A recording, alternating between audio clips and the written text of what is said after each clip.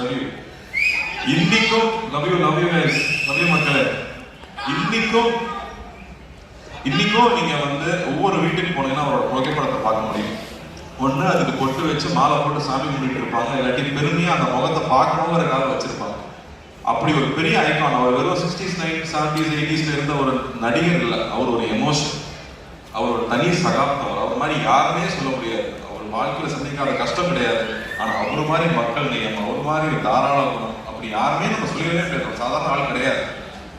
அவர் வந்து தமிழ் சினிமாவை மாற்றிருக்காரு, தமிழ்நாடு அரசியலை மாற்றிருக்காரு, எத்தனையோ பேர் வாழ்க்கையை மாற்றிருக்காரு. அவர் ரசிகர்களுக்கு நல்லதே சொல்லி, நீங்க நல்லது சொன்னா கிரிஞ்சுன்னு சொல்லும் போது நான் நல்லது தான் சொல்லுவேன், என் ரசிகன் என்ன மாதிரி தான் இருக்கணும், நல்லதை மட்டுமே சொல்லி கொடுத்து தன் ரசிகனும் என்ன மாதிரியே இருக்கணும்னு பண்ணியிருக்காரு. அவரோட ரசிகர்கள் தண்ணி அடிக்க மாட்டாங்க, தம் அடிக்க மாட்டாங்க. எப்படி அவ்வளோ இன்ஃபுளுன்ஷியலா அவர் எடுத்துக்க முடியும் அவங்களுக்கு ரொம்ப ரொம்ப ஆச்சரியமா இருக்கு. அவர் பாடல்கள் மூலமா அவ்வளோ விஷயங்கள் சொல்லிட்டு போயிருக்காரு.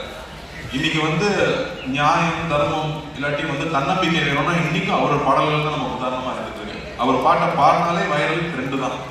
அப்படி ஒருத்தர் அவர் நம்ம பண்ண போறோங்கிறது ரொம்ப ரொம்ப பயமா இருந்துச்சு. இன்னும் அவரோட பத்தி இன்னுமே பேசிட்டு இருக்கோம், இன்னுமே அவரை பத்தி பேசிட்டு இருக்கோம். அவர் ஒரு பாட்டில் சொல்லியிருக்காரு, வாழ்ந்தாலும் மறைந்தாலும் பேர் சொல்ல வேண்டும், இவர் போல யார் என்று ஊர் சொல்ல வேண்டும். அவரே பாடிட்டு போயிட்டார். தன்னுடைய வாழ்க்கையே மக்கள் பணியா இருக்கணும், மக்களுடைய நன்மை தான் என்னுடைய வேலையே அவர் பண்ணியிருக்காரு. அதுக்கு முத்தாய்ப்பா நம்மளோட சென்னை சென்ட்ரல் ஸ்டேஷனுக்கு அவரோட பேரை வச்சிருக்காங்க. புரட்சி தலைவர் doctor MGR Chennai central station பேரு. ஒரு நாளைக்கு கிட்டத்தட்ட 400 ட்ரெயின் இருந்து கிளம்புது. ஒவ்வொரு ட்ரெயின் கிளம்பும் போதும் சென்னை புரட்சி தலைவர் டாக்டர் எம்ஜிஆர் ராமச்சந்திரன் அவர்கள் பேர்ல சென்னையிலிருந்து கிளம்புற ட்ரெயின் ஒரு நாளைக்கு கிட்டத்தட்ட 5000 தடவை அவரோட பேர் அனௌன்ஸ் பண்ணிக்கிட்டே இருக்காங்க.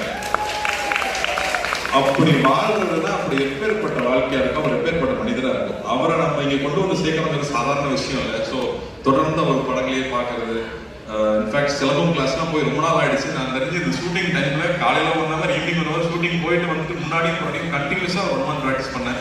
அனலர்ஸ் மாஸ்டர் தான் கூட நின்று அவர் அவங்க அப்பா கதையெல்லாம் சொல்லி, இன்ஃபேக்ட் ரியலி என்ஜாய். இது வந்து எங்க ஜென்ரேஷனோட ட்ரிபியூட்டா சொல்லலாம்.